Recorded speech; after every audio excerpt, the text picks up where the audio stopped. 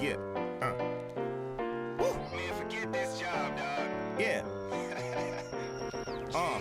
Working this graveyard shift, I hate it. 6 in the morning, I'm off, I made it. When I get home, I'ma make this clear. First thing I'ma drink is a Rainier beer.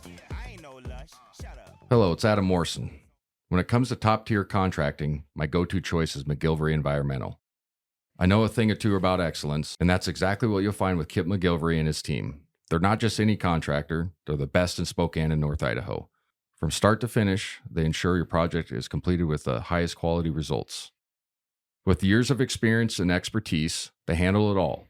New construction, meticulous repairs, asphalt paving for residential and commercial properties, excavation, and even environmental remediation. So why wait? Reach out to Kip McGilvery Environmental today by calling 208-556-6384 for your free estimate. Don't forget to mention my name, Adam Morrison, and experience the difference McGilvery Environmental brings to the table. Again, that's 208-556-6384, McGilvery Environmental. My number one choice for all my contracting needs. The podcast intro song is Get Up by Jinx Universe. Listen to his music on Spotify and follow him on social media at I am Jinx Universe. Yeah.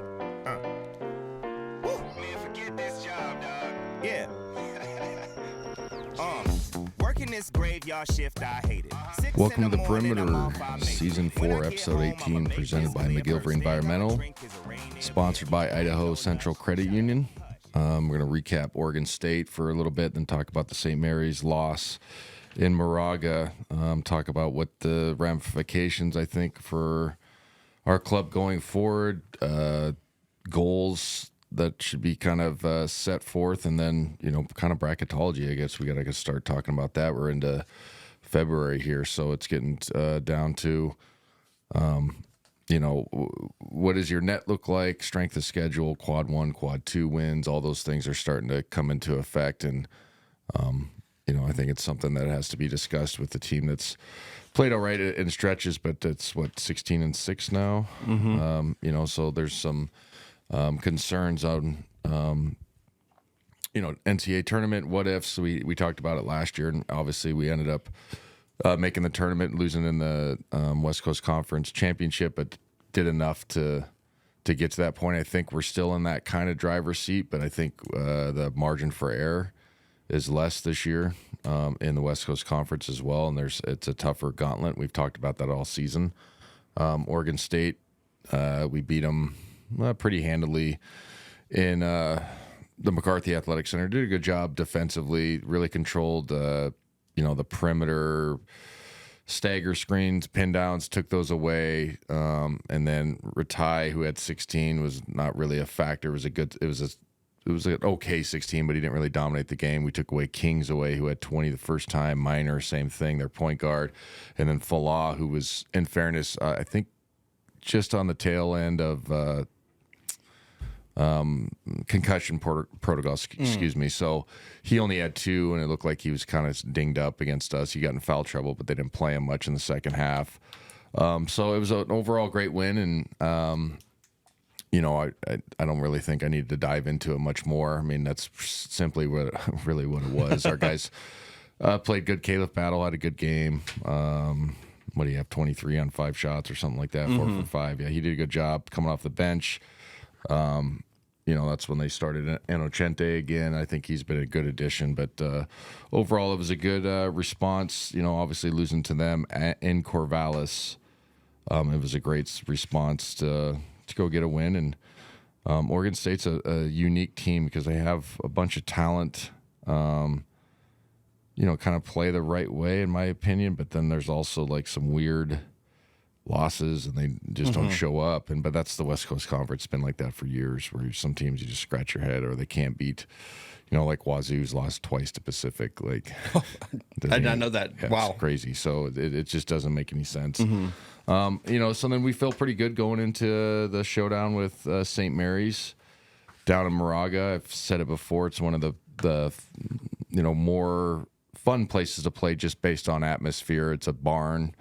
They've done a good job of, presentation. They have a nice scoreboard and all that stuff, but it's a box, you know what I mean? And it gets hot and crazy in there. They let their students drink. There's going to have that aspect of it, so that they can drink on premise and all that stuff. So they're a little bit more tuned up. Yeah, which I think not just for the atmosphere, but I'd like to ask this question sometimes, and I've never got the complete answer of like how much more money would you make as a university compared to the liability of having that?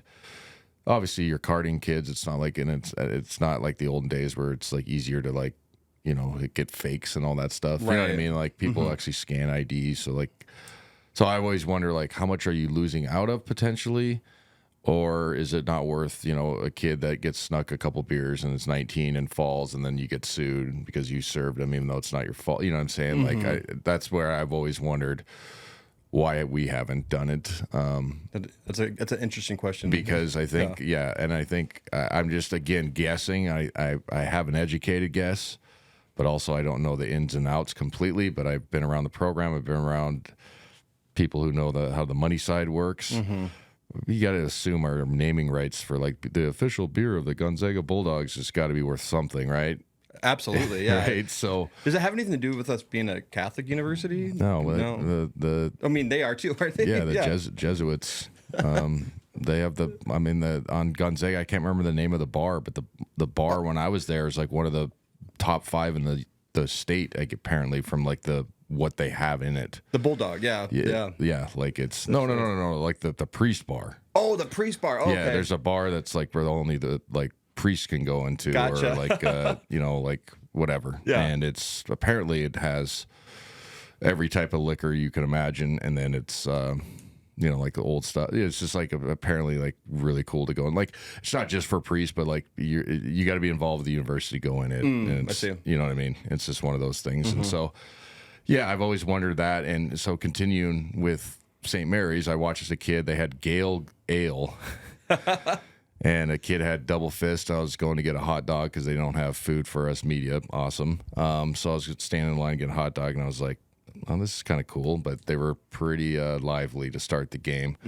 And I've always said, like, I think visceral is okay a little bit to a certain degree. Obviously, you don't want to be crossing a line, and it's not even like a PC or woke or whatever you want to call it. Just be respectful to people, type of thing. And it's a sporting event, but also you can be. It's okay to chant airball. It's okay to like say stuff like that. Like even now, sometimes they're like, you know what I mean? Like you go to high school games, they don't chant like airball, and like I've seen administrators like, no. It's like, come on, man. Like that stuff you should be able to do.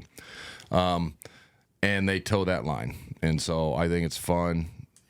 When we, our boys step out, they boo and make fun of them a little bit, and I was like, oh, cool, it's old school. You know what I mean? So going into that game, it's like, okay, this is going to be a tough atmosphere. Obviously, this is a very good basketball team. Randy Bennett's done an excellent job. I wonder if they're going to be in the top 25 this week. I wonder if they've crept in. I think they're 19-3 now, 9-0 or 10-0 in the West Coast Conference. So having a terrific year, and they started the game off fantastically. I mean, I think they were like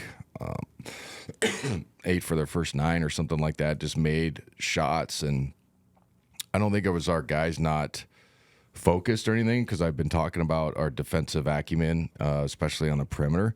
I think they just made like tough shots that we kind of wanted them to take, and it was like the I'm at home, feeling good type of situation. And a couple of them were overhelps on the high pick and roll stuff with Saxon and Marcellonis, but that was kind of the game plan, to not allow Marcellonis to dominate the game, not just scoring, but just picking us apart in hitting the short roll, hitting the, if you're in the low hole on the tag, hitting the corner guy. All those things mattered. And so some of them I was like, okay, we were tagging and then we're there. Obviously, your closeouts can always be better, but they weren't like terrible, hands down, like the Oregon State game in Corvallis. Remember, I went nuts. I'm just like, that was so bad, but it wasn't that like that. And so I thought our guys did a pretty good job of weathering that situation as it progressed, because they did get up at one point by 14, 32-18. And I didn't see too many like, finger pointing or, anything like that. I thought our bench stayed composed. And then we made a nice run back into the basketball game. We got a little bit of help in the regards of foul trouble for Marcelonis that took him out of the basketball game. He got his third in the first half. Saxon was in foul trouble too. They're big. He had 2. But I thought, for the most part, the officiating was a little bit tilted towards their side in the first half, and then we got some breaks after the first 10 minutes of the basketball game. And we responded and made a run back into the game when Marcelonis had to go sit on the bench with those 2. And we went to a 2-1-2 zone. It's kind of a hybrid. It looks like a 1-2-2 sometimes, and then sometimes our guard pinches back into the high post, so it looks like a 2-1-2, but they're just kind of flying around and doing, based on the personnel and the coverages to go against the offense. So I thought that was a brilliant coaching move. It really slowed them down, especially when they didn't have Marcelonis in the game to kind of keep things flowing.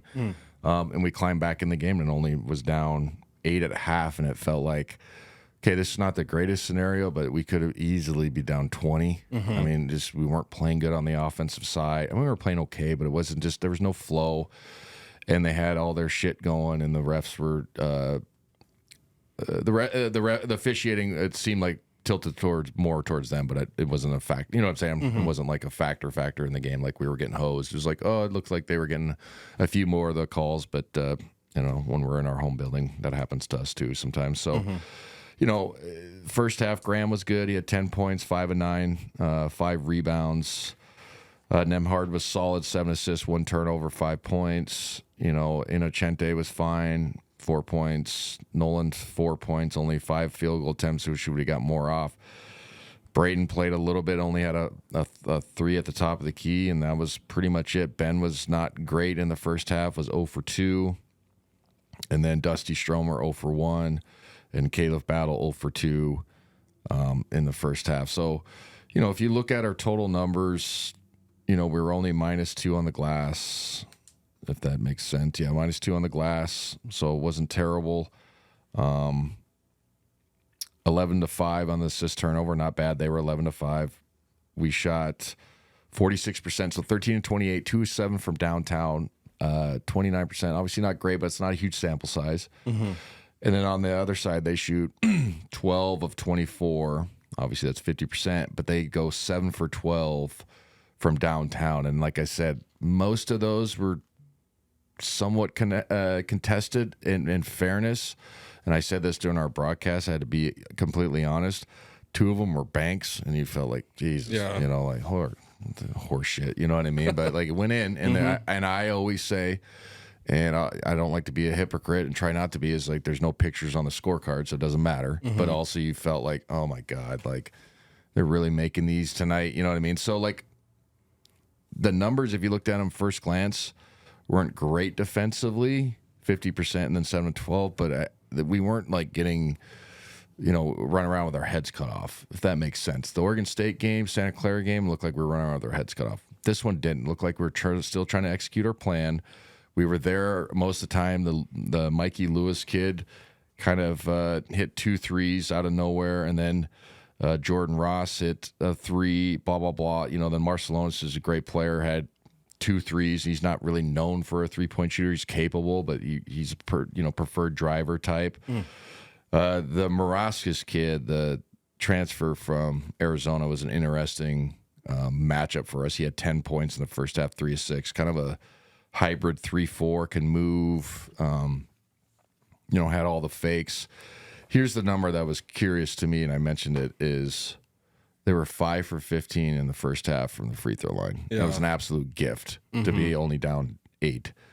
So, I just talked about, our defense looked okay, and if we were being fair, we also got a little bit lucky that they were 5 for 15. They'll never do that ever again, in my opinion, of missed 10 free throws in the first half. Right. And it was a lot of their like guards taking them, the quote unquote better shooters taking the free throws. So again, look at it when I was there, the first half was like, well, at least we got it to single digits.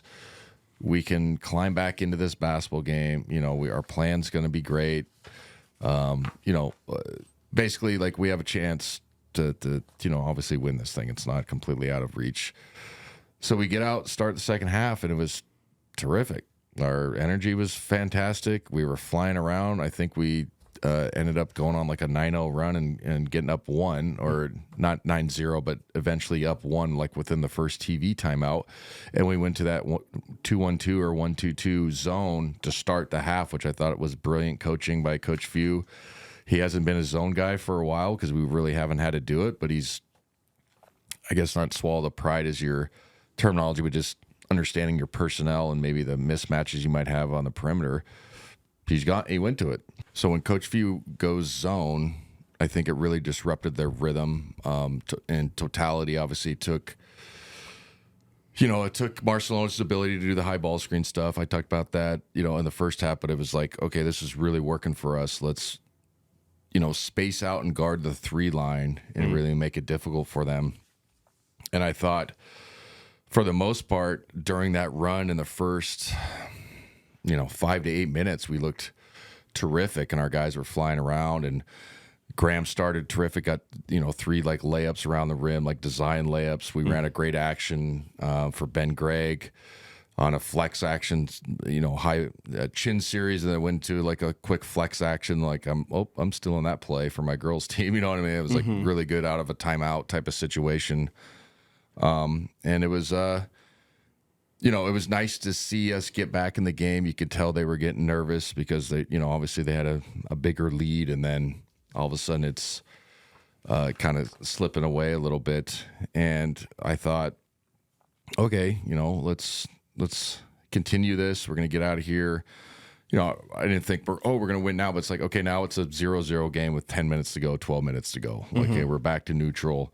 Let's see who's got, the fortitude or whatever you want to call it, the chance to win and drive and whatever, all the cliches you want to say. And I thought for the most part we played pretty solid leading into that last 6 minutes. Barcelona, picked up his 4th. Yeah. It was a huge turning point in the game. Saxon got his 4th, ended up fouling out, but it was like, we had best player, league MVP last year on the bench, or playing like really soft, and then they're one of the best bigs, and I think he leads the country in offensive rebounding. He's like top 5, Saxon, and he's just a good solid big, on the bench and playing where they couldn't play 1-on-1 in the post, and they had to go to Harry Wessels, and I'll talk about him in a second here. So you're like, okay, we kind of have our personnel is obviously better than what they got on the floor, and let's take control of this game. It just could not find the right rhythm offensively down the stretch. I mean, Nembhard had a terrific game. He goes 12 assists, 4 turnovers, 11 points, a double-double, obviously 4-7, so he's efficient. Graham was terrific, 24 points, 10-19. 8 rebounds, solid. But other than that, nobody really had a good offensive game. And we had the situation late. I think we were up 1 or tied. And there's like 3.5 minutes to go, and we have 2 straight possessions where we turn it over. We have the Ben Gregg, Ryan and Ben do their dribble handoff, like a elbow extended, and Ryan tries to throw him like a slip pass, which was the right read, and Ben doesn't go. I don't think it's either one's fault, but it's like rare that because they're boys and they play buddy ball all the time, like in a good way. Yeah. Turnover there. So you're like, fuck, I'm just like, oh my God, like, how do we turn the ball over on that? Like, it was a simple 7-foot pass. He's open. So that was frustrating. And again, this is nothing to take away from these guys' senior seasons. Both of them been great. But I was like, fuck you guys, you got to complete that. Holy shit. And then the next time down, we run Graham had to sub out. I don't know what it was for. He either had a cramp or had something, he had to come out for a play. So Braden goes in, hasn't played very much, been great all season, but it's been like iced on the bench the second half, hadn't played. So he gets in a big time spot, and they run a DHO with him on the sideline or on the left-hand side, and they go full help. I can't remember who turned the corner. It might have been Ryan. and he throws back, and he has literally a wide ass open 17-footer, and he doesn't fucking take it. And he tries to go DHO to the next guy, and they call an offensive foul, which was the right call. I had perfect lineup on it. He stuck his hip out. I don't like the call at the time period, but if you go basic, unbiased, I watched it, like he stuck his hip out. I was like, fucking shoot the ball. And Coach Few literally was like, shoot that shot. And it made me think, and Braden's terrific, but it literally was like a microcosm of how the new kids are taught, in a sense. Maybe I'm way off, but I think I'm right. Either you shoot a fucking three or you shoot a layup or something close around the basket. No kid shoots a pull-up jumper anymore. That was the shot. Yeah. But I don't think I've seen Braden shoot a 17-footer this year. Yeah. It's not on him, but he's either a pick and pop three or they throw it to him on the block. I don't think he's shot one all season. But in that moment, with 3 minutes to go, you got the overhelp on your big.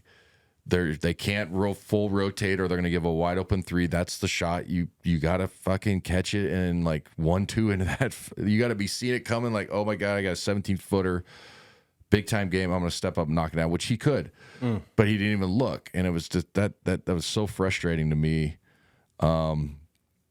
because it just kind of encapsulates some of the issues we've had down the stretch in some of these games. What are we, 1-6, I think, in under 10 game or 1-score games, or there was some stat I saw, and it's just you got to be able to take that shot, and then also the play before, you got to be able to make that bounce pass, right? And both those guys are terrific. They're going to be all league players. Ryan Nembhard's going to break the single season record. He's terrific. Yeah. But fuck, you got to make a 7-foot bounce pass, and he knows that. And you know what I mean? He'd say the same thing. Same with Ben Gregg. Would be like, yeah, we got to be communicating, complete that.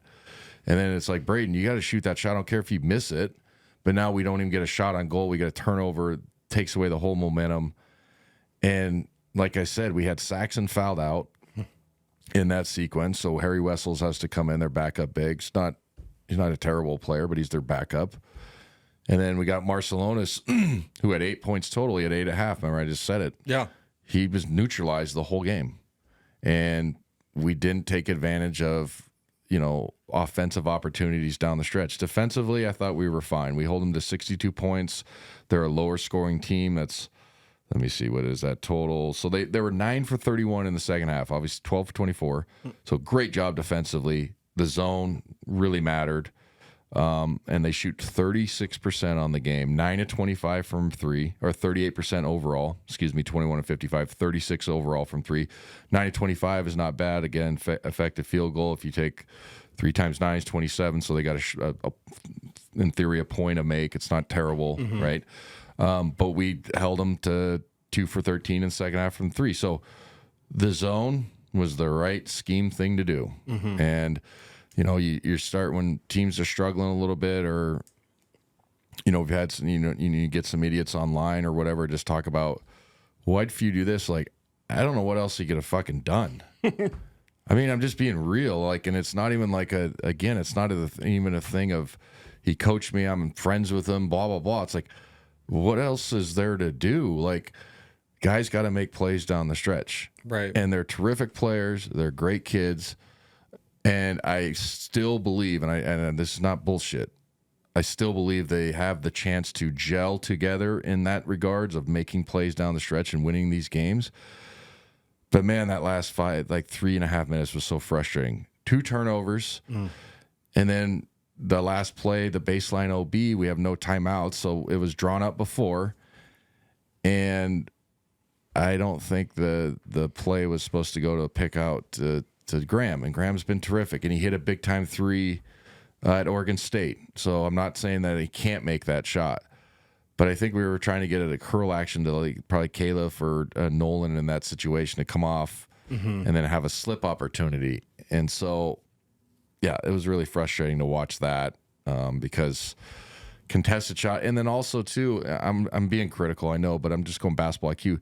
You have 5 seconds there, if you're Graham. So you can get your catch and understand, they're in the bonus. They're up 2 right there. So, driving to the rim ain't bad option either. Okay? that's got to be a rip through and go, and then maybe you DHO to somebody or somebody, it's those late game situations, like you catch eye contact, you jab one way and you throw it, and then, you like, you don't have to run like a set, but like you just got to get a good shot off. Contested catch and shoot 3 in the corner was not the one. No, yeah. And even if he made it, it'd still be like, that was a bad shot. So defensively, terrific. Scheme, terrific. Attitude and effort, terrific. Execution down the stretch, offensively, F. That was the problem. And and again, I'm sick and tired of being on the broadcast and just being negative, but it's kind of the only thing we can talk about because we don't want to sit here. I mean, there's silver linings a little bit, but we haven't won any of these close games, and a lot of it is just like 1 or 2 or 3 plays.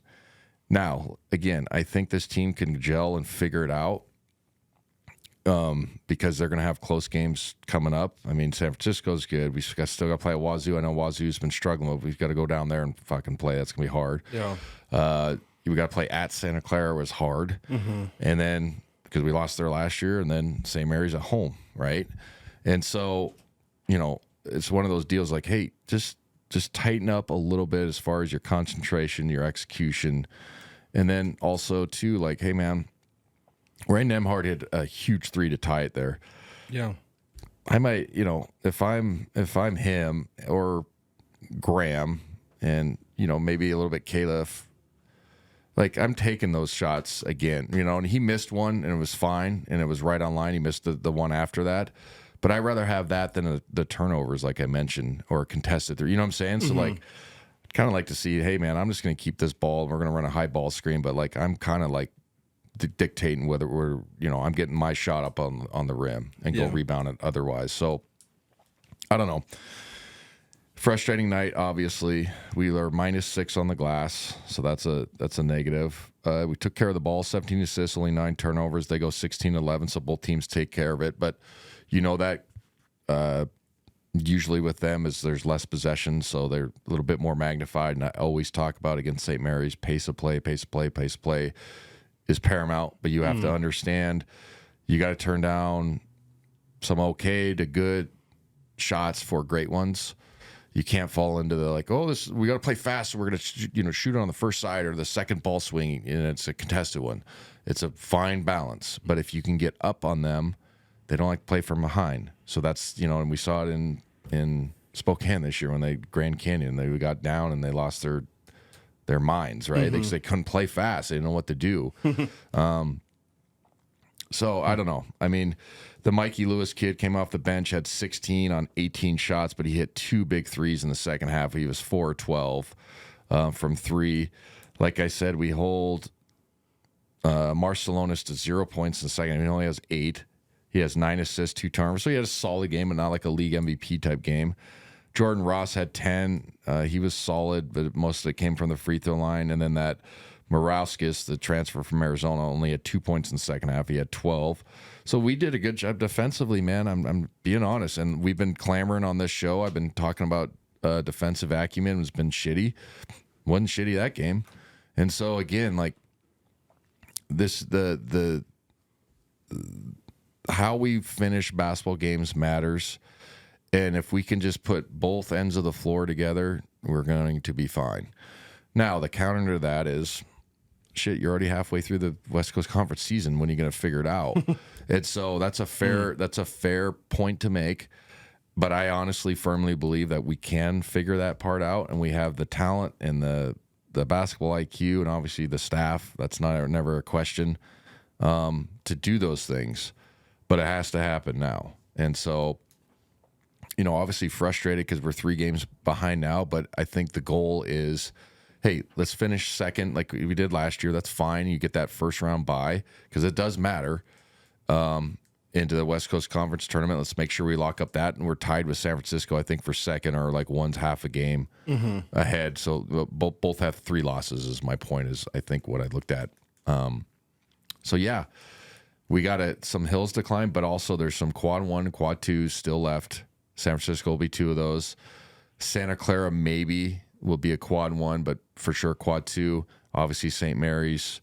And so those are still good opportunities, but we got to start winning those games, obviously. I mean, duh. Yeah. But it was a game that felt like we had a chance to win, had control of there mostly in the second half. Like I said, we hold them to 29%.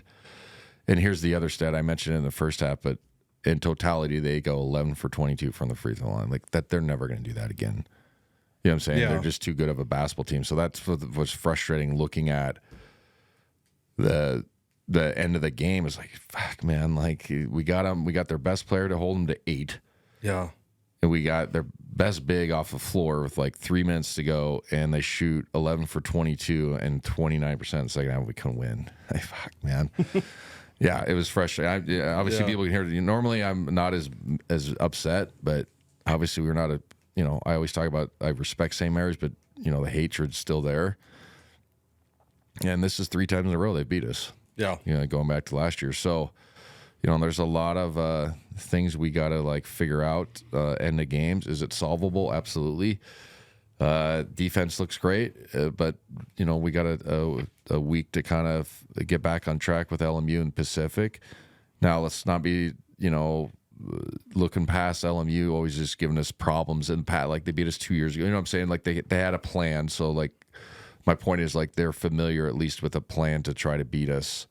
But hopefully we could take care of business, and hopefully people around the community too remain positive, because it's not the end of the world. We're still 13 in the net, 11 in the Ken Palm. Obviously, I keep referencing, people are like, well, shit, who cares? But like it does matter. But you said it, I think it was last week or 2 weeks ago. Was it like St. John's was 27 in the net and didn't make it or something like that? Correct, yeah. So again, we got to maybe get some of these wins stacked up and hopefully have that. But it's a legitimate, question of what our seating would be and where we'd be considered right now. I think we're still in. Obviously, I'm not like an analytical expert on that stuff, but obviously that's why they have the net and the Ken Palm for you to look at. And I feel like we have enough quality wins and strength of schedule and all those things to be in if the tournament started today. But it's also fair to be like, hey man, the San Francisco's gonna be tough. Like I said, Santa Clara, like these aren't check bar, win. Like we're gonna have to go down and win those things. Definitely. And they're gonna have to, win them up here as well. So anyway, it was tough, man. Hats off to St. Mary's. They made enough plays down the stretch. But I think we kind of let one slip away with, like I said, we hold their best player. We get Mitchell Saxon off the floor, and then blah, blah, blah. And we just didn't make enough plays down the stretch. And it was frustrating. Very. The Perimeter will be right back after a word from our sponsor. It's time for Home Team Rewards. Zag fans, get your Bulldog branded ICCU Premier Rewards Visa credit card, the only card where you can earn rewards for everyday purchases while giving back to Gonzaga University. Choose from a Visa Rewards card with a lower rate or a Premier Rewards card with maximum rewards. With no annual fees, card control, and next level security, you can spend smart from tap to app. Zags, rejoice! Find your card at iccu.com/gozags on approved credit. Frustrating. Very. I wanted to ask you about. Hack. I was able to line up the game with your and Tom's broadcast, which was awesome. How'd you do that? Basically, I just like your broadcast just kind of goes, and I can pause the game, and I was able to pause it, so I was watching it in sync with the game, and it took a little bit of like patience and like getting it to work, but like, I mean, it was nice to be able to listen to your broadcast and watch the game at the same time, because it's always usually a minute ahead. Mm-hmm. But at one point in the game, well, a lot of times, like they take that shot clock down to 24 seconds, and then they tip the ball out. Like there were so many tip balls and like 50-50s, man. Yeah, there was like 6 of them in the second half. And is that something like as a team you practice and like tip balls, like tipping them back out? Yeah, like you get your hands on it, and it's technically an offensive rebound. It's supposed to be scored as one if you control tip it back out. So like, especially in the NBA, it's like a real stat. So like, it's incentive. I know that sounds funny, but like those matters get you paid, right? Mm-hmm. And so, yeah, controlled tip out. Sometimes they call them a team rebound too. They don't assign them to anybody if it looks like that, but it's like a team rebound. Yeah. So yeah, there was one that where Inocente fell down and Barrett got one on the baseline, like a cheap basket. And then there was one where I think Ajayi got mixed up with somebody, and the Morauskis kid came over and scored one. And it was just, I mean, I on the broadcast, I one of them, I was just like yelled rebound, and I felt bad because it was like zero. It was like me being a fan. I was like, I can't be that bad. Right. So I was upset. Like, I normally don't get that mad during broadcast, but I was just frustrated. I think everyone was feeling that though, because it was just wanted to beat them, and I was like fucking tired of hearing their deal, and I respect them, but also it's like, man, I don't know. Yeah. I just wanted to, and it would have been nice to be a game back and all that stuff. But again, I'm not even joking. Like, I think this team has the ability to gel together to get these things done down the stretch, and I think it's easily fixable, or it's just, hey, you know what? Let's put the ball in Nembhard's hand or Hickman. You know what I'm saying? And if you guys take and make some of these, that's fine. It's better than turnovers, man. You got to have kind of the guts to miss some down the stretch. I missed plenty of them in my career, like high school on. Like, I missed a fucking game tying 3 in my sophomore year to lose to Texas Tech in the NCAA tournament and ended guys' careers. Like, will I take that shot again? I would have 1,000 times. It was a wide open 3 or not a wide open, but I just didn't have my feet properly.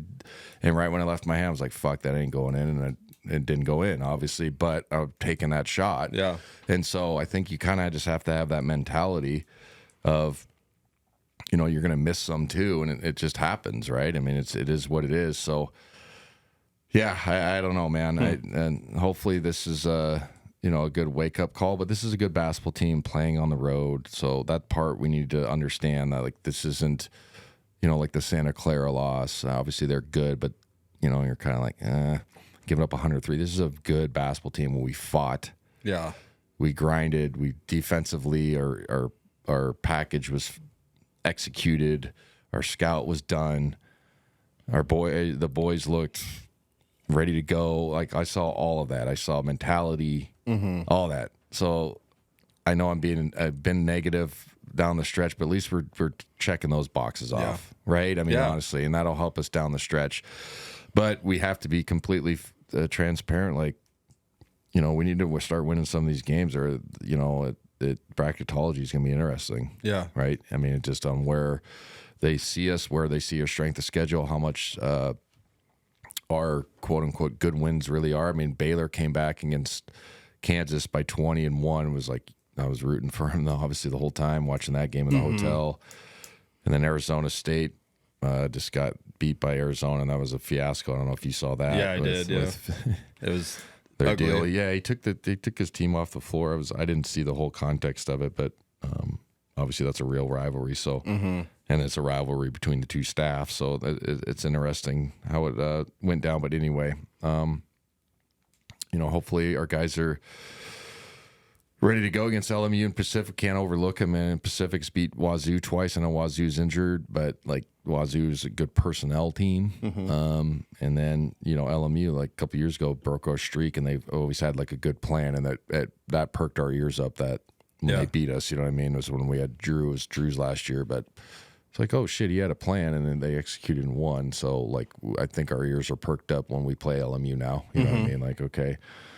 So yeah, I think lots to play for, but the margin of error is slim. Definitely. I'm just being completely honest. We can't afford to lose to any of these San Franciscos and stuff. Obviously, St. Mary's would like to have that one, but we need to finish at least in the top 2, obviously, to get that bye, because that's a real thing. Because even if you get that, don't get that bye, like, you might be playing like an Oregon State or a Wazoo, right? Yeah. Because they're not playing like it's great, and so like you're playing a team that like personnel wise matches up pretty good in like a quarterfinal game. Like, holy shit, right? So it can get dicey here if we don't take care of business. But I think our guys have the opportunity. It's not just me saying that because it's a pro Gonzaga podcast. I just think we're checking most of the boxes, but just not all of them, to get some of these wins. Definitely. Yeah, I was gonna say silver linings is ESPN and CBS have us still in like the bracket, and they don't even have us like as last four in or first four out. We're 8 in the West in the ESPN bracket against Vanderbilt. Would be playing number 1 Iowa State and the second round, and then in CBS they have us as a number 10. 10 would be better. Against Oklahoma, and our next game would be against Purdue. Where at? That would be in the Midwest, Denver. Oh, Denver would be nice. Oh, actually, too. sorry, Milwaukee. Yeah. Oh, that would suck. But actually, Milwaukee's not bad. It's not a bad town. But yeah, I mean, I think it's right now. It's obviously just get in and seating. We can worry about later. Mm-hmm. But I think we're at best if we ran the table and won the West Coast Conference, we'd probably be like a 5, maybe 4. Mm-hmm. But I think we're, at 6 to 11 makes sense. You know what I mean? All in that range. Yeah. And again, I'm not very versed on like the whole. I know enough, but like you follow some other podcasts and some other guys just get really heavy into it, and it's interesting because it's educational. But like strength of schedule, who else somebody will play like way into the metrics of it. It's like holy shit, So. I'm always like, are we pretty good? We're probably a 3 or 2. You know what I mean? Right. And then obviously if you're a 1, pretty much the whole year, like you're a 1 type of deal. So, like I said, I think this team has a chance, but hopefully we can stack some of these. Do we got any listener questions? Yeah. Is there a leadership issue with Gonzaga? I don't think so. In what regards? Like in a negative way, or there's not a leader, or there is one, or... That's to me, that's got to, the context of the question has to matter a little bit too, because is there leadership from the coaching staff? Yeah. I think Ryan is a leader. I think Ben is a leader. I think Graham is too. I don't know, man. But also, like, I got to be fair. I'm not like in the locker room, right? I'm around the team, but I go to like dinners and see them at breakfast and say what up to them when we get on the air, the elevator, and that's about it. Like, I don't have any interactions. They're, I'm the old radio guy. Like, I say what up to them, good luck, and pat them on the back when they're good. But that's about it. The comment is, you don't change the starting lineup drastically in the middle of the season and have a legit leader. There's nobody in that team grabbing guys by the shirt and dragging them to the finish line. Nobody's hype. It's soft basketball. I don't think soft is the correct word. I thought I saw toughness last night or Saturday, so I think that's a little bit misleading. But you could argue that if that question was written after Santa Clara, you could be like, okay, that makes sense. Yeah. But I don't think it's a bad. Like a toxic leadership thing or anything like that. I don't know how else to describe it. I don't get the starting lineup comment. That doesn't have nothing to do with leadership. Caleb Battle at the time was 8 for 30 in his last 5 games. What are you supposed to do? Yeah. So he tried Inocente, who played Division I basketball last year and has been pretty good. And then Caleb had 23 against Oregon State off the bench. So like, I don't think that's a leadership thing. That's just a scheme thing. Mm-hmm. But I guess, I don't know. So let's go down the line then, because I'm trying to give context to this, and I'm trying to be fair, but also like, because I know somebody wants to be like, well, there's no, how come Ryan Nembhard's not grabbing people? There's not really, the kids are not like that anymore anyway. Right. So was Drew Timme like a grab you by the shirt guy? No, but he was like a leader because you could throw him the ball and you go get 35. Mm-hmm. Okay, yeah. So then, all right, is that what they're talking about? Okay, let's keep going back. I don't think Josh Perkins was like a grab you by the shirt, but like Nigel kind of was. Yeah. And if I say you aren't, doesn't mean you're not, a bad teammate or anything like that. It's just some people are quiet or some people are just not have that gravitas, but they are like a foxhole guy. Mm-hmm. You can still be both. Yeah. Or one or the other and still be valuable. Let's think, was Rui one? No. BC, maybe BC would count as one a little bit, but he was a quiet dude, but also like he'd go dunk on people's face and, beat shit up by the rim. That gets you pumped that's kind of the leadership. Corey was one for sure. Corey was like the grab you by the shirt. get everybody in line, and I think that helped Jalen take that. And I know Jalen was a freshman, but he never had to worry about that. It was, it was like, hey, you just be a kid and be a lottery pick. I'll take the, I'll handle all the other stuff. Right? So, like, I your friend's question is not illogical at all, and I really mean it. But I don't know if that's the issue or a issue, because I think there's just a little chinks in the armor. It's not major glaring things, and we're not talking about a team that's scraping to get maybe to the NIT. Defensive acumen's improved. Now we got to just make plays down the stretch.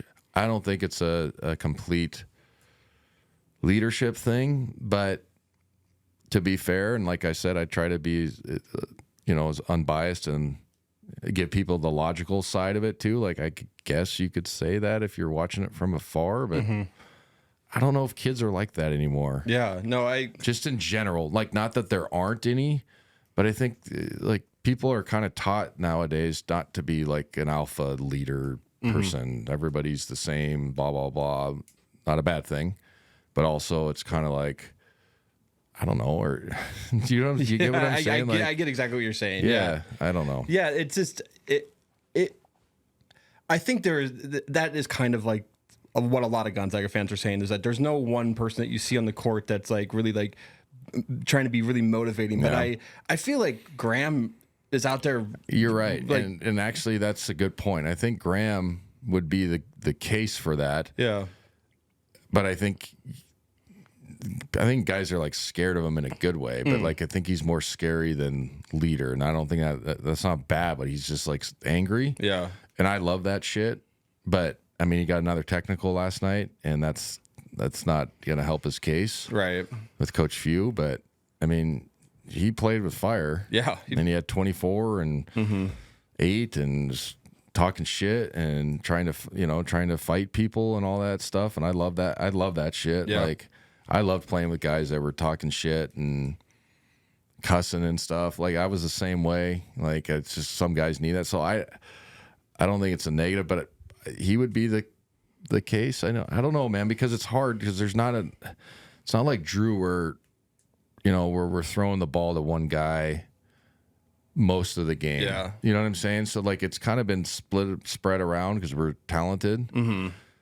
But also then that leads to like who's the ball dominant, who's the like, F you, give me the ball, I'm going to take you guys across the finish line, like your friend said in the question. Yeah. Right? Yeah. I don't know, man. That's a long-winded answer. Sorry. No, I think it does really put in perspective of like where this team's at. I mean, but I don't know if this team like really needs a vocal leader. I think they just need. I mean, Ryan Nembhard is leading the NCAA in assists. Like, that takes some leadership to be able to like 100% pass the ball that much. And exactly, and have the trust in your teammates to pass it, and then also have the trust, because like the ball's not sticky. Right. So when people talk about leadership as well, I'm looking at the non-verbal stuff. Is people sprinting their ass back on defense? Are they boxing out? When somebody goes down to the floor, are they helping them up? Yes, yes, yes. Is the ball, like, of course there's times when the ball doesn't get moved exactly to the right spot, but it's few and far between. That's just natural human nature. But like, the ball's not sticky. So that's not, that doesn't tell you that it's a leaderless team. So I don't know, man. I think it's a great logical question, but I don't see it as this team is just rudderless and we're out here fucking running around with no. I don't think that's the case. If we make some plays, I mean, shit, if we score 6 points in the last 5 minutes against Kentucky, we have a top 5 victory. Right. I know I'm going further back. If we get the ball across half court against West Virginia, we have a Big 12 win, right? Yeah. I mean, you can keep going down the line. So I think it's just minor chinks in the armor and just needs to be polished out, and it can be. I truly believe that. It's not bullshit. It's not me just pumping up because I went there.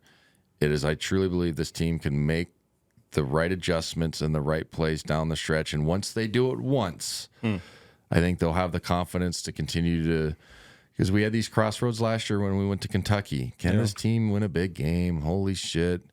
And they played terrific, and they made all the big plays down the stretch. Remember that? Yeah. And so, hopefully it'll start to happen. But I don't think it's like I said, a rudderless, a toxic, no leader, everybody trying to get theirs. Because that's what I think people are insinuating. Mm-hmm. And maybe I'm wrong, but that's what I think people are trying to insinuate, that there's like everybody's trying to get theirs and all this shit. It's like, I don't see that. The ball ain't sticky. I'll tell you if it's sticky.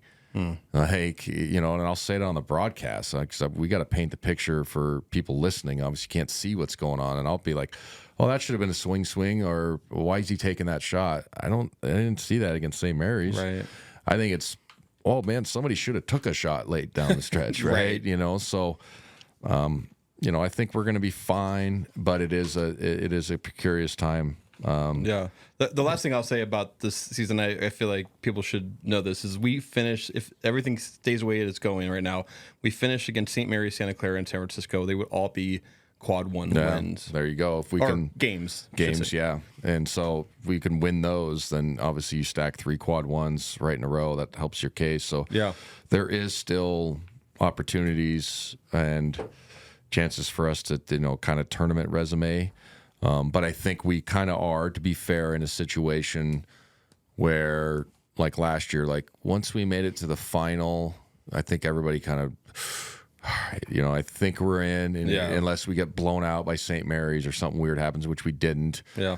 And we were kind of like, I think we're in, and we were, obviously. I think, what were we, a 5 seed last year or something? Like, I can't remember. Anyway, something like that, yeah. 5 or 6. So we were firmly in.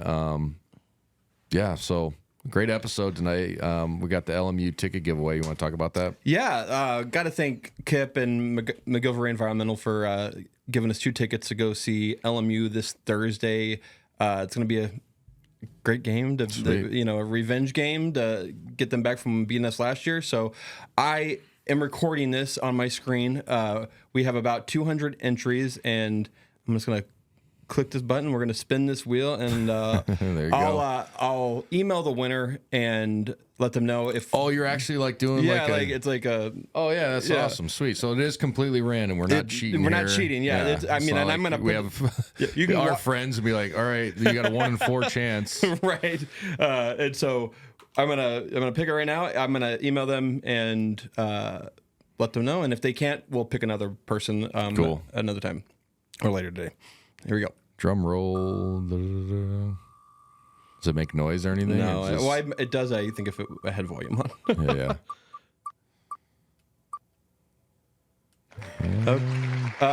M Shafe at email. I'm not going to give out their email. Don't have your name in front of me. I will email this person, call them, and let them know. If they don't claim them, I'll. How much time do they got? I'll give them the day. Okay. And if we do this, I'll make a video and do another one if they don't claim it. But perfect. But you won. You're gonna go. We'll have the tickets for you.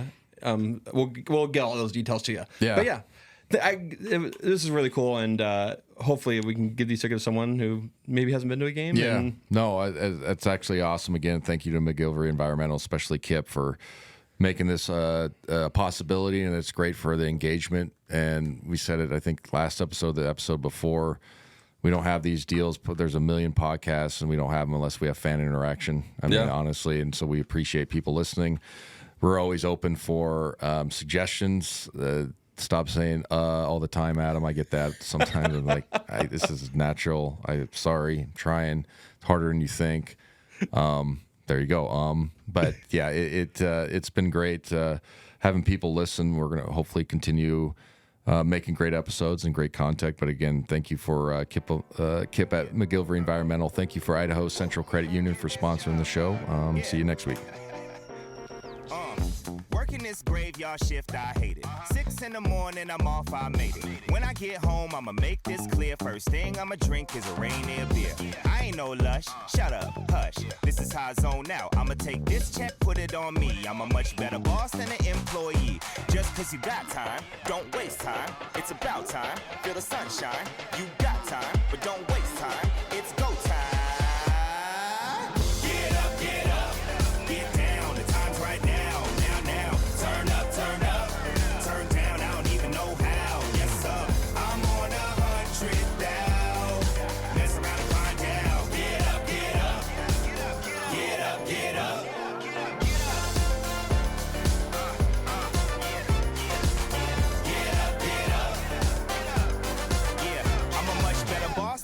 employee. I'ma employ me cause I go OD on a BEAT. I'm a young OG. The podcast intro song is Get Up by Jinx Universe. Listen to his music on Spotify and follow him on social media at I am Jinx Universe. Produced locally in Spokane, Washington at Spocast.